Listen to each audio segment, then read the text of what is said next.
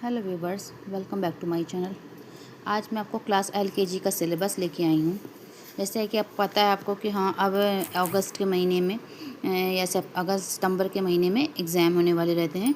तो उसके अकॉर्डिंग जो सिलेबस पूरे ईयर का बनता है वो फर्स्ट टर्म का ईयर सिलेबस है ये।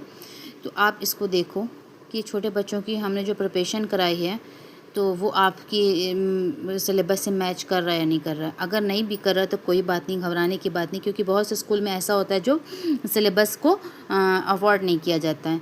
तो हमें क्या करना है, जैसे सबसे पहले हो जाता है हम लोग का अल्फ़ाबेट विद पिक्चर्स।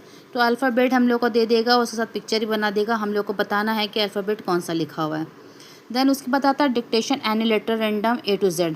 तो ए से लेकर जेड तक हमने अपने बच्चे को नर्सरी में याद करवा दिया है, पढ़ा दिया है, लिखवाना सिखा दिया है।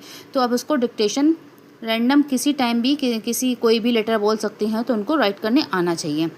Right A to Z proper formation के साथ, ए से लेकर जेड तक उसको बहुत अच्छे से आना चाहिए। और नर्सरी के बच्चों को आता है तो ये एलकेजी का सिलेबस है तो वो आराम से कर लेगा। बस हम लोग को क्या करना है, बस उसकी प्रैक्टिस करवाते रहना है।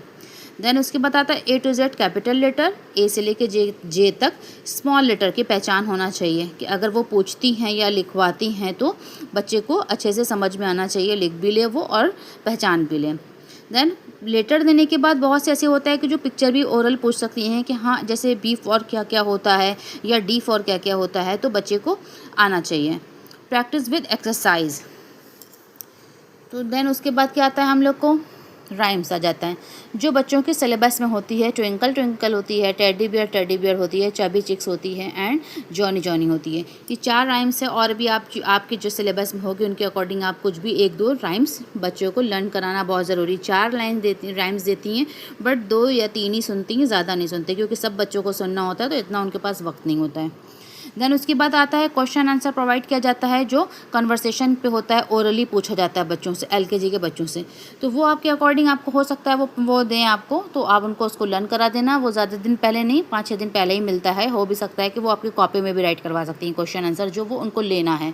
बहुत से स्कूल में नहीं लिया जाता है ये। मैंने अपने सिलेबस जो बताया है ये मेरी बेटी का है तो मैंने उसको क्वेश्चन आंसर लर्न करा दिया था तो उसको वो लर्न था। सारे 10 क्वेश्चन आंसर हिंदी के, 10 इंग्लिश में, 10 ईवीएस में होते हैं। तो आपको परेशान होने की ज़रूरत नहीं है, वो तो ओरली हैं, छोटे बच्चे हैं बट उनका शार्प माइंड होता है। इससे जितना हम उनको लर्न करवाएंगे या उनको बताएंगे उससे उनका माइंड शार्प होगा। देन अगर आपको मेरा ये सिलेबस अच्छा लगे और मेरी वीडियोज़ अच्छी लगे तो प्लीज़ ग्रो करने में हेल्प करिए एंड मेरे चैनल को लाइक सब्सक्राइब करिए एंड फॉलो करिए। Thank you so much watching my channel.